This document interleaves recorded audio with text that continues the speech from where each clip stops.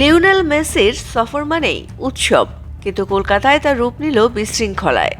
ফুটবলের রাজপুত্রকে এক ঝলক দেখতে শনিবার সন্ধ্যায় সল্টলেকের যুব ভারতী স্টেডিয়ামে জড়ো হয়েছিলেন হাজার হাজার দর্শক। পকেট হালকা করে টিকিট কাটা সেই ভক্তরা শেষ পর্যন্ত দেখলেন ভিড়, ভাঙচুর আর হতাশা। মেসির ল্যাপ অব অনার হওয়ার কথা থাকলেও সেটি আর হয়নি। ফলাফল, গ্যালারিতে ক্ষোভের বিস্ফোরণ। মেসিকে ঠিকমতো দেখতে না পেয়ে ক্ষুব্ধ দর্শকরা গ্যালারির সিট খুলে ছুঁড়েছেন, মাঠে ঢুকে পড়েছেন অনেকে।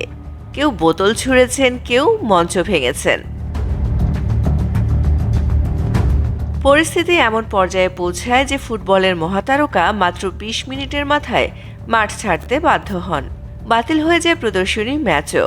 স্বপ্নের সফর যেন পরিণত হয় দুঃস্বপ্নে। এই ঘটনায় পুলিশ আটক করেছে অনুষ্ঠানের প্রধান আয়োজক শতদ্রু দত্তকে। মেসি সুয়ারেজদের বিমানবন্দরে বিদায় জানাতে গিয়েই পুলিশের হাতে ধরা পড়েন তিনি। পশ্চিমবঙ্গ পুলিশের ডিসি রাজীব কুমার জানিয়েছেন, টিকিটের টাকা ফেরত না দিলে আইনি ব্যবস্থা নেওয়া হবে। তদন্তের জন্য গঠন করা হয়েছে কমিটি। বার্তা স্পষ্ট, কাউকেই ছাড় দেয়া হবে না। ঘটনায় বিব্রত মুখ্যমন্ত্রী মমতা ব্যানার্জি প্রকাশ্যে ক্ষমা চেয়েছেন মেসি ও ভক্তদের কাছে। তিনি বলেছেন, যা ঘটেছে তা দুর্ভাগ্যজনক এবং লজ্জাজনক।